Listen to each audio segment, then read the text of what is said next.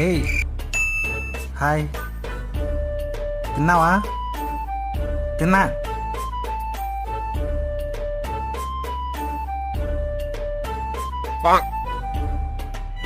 రే అన్నయ్య, అతను నీకు తెలుసా? నువ్వే చెప్పావు కదా ఫ్రెండ్షిప్ చేసుకోమని. నేనెప్పుడు చెప్పా? ఒకసారి గుర్తు తెచ్చుకో. Flash back. మొన్నే పబ్కి వెళ్ళాం కదరా, మళ్ళా పబ్కా. సరే సరేలే, డన్.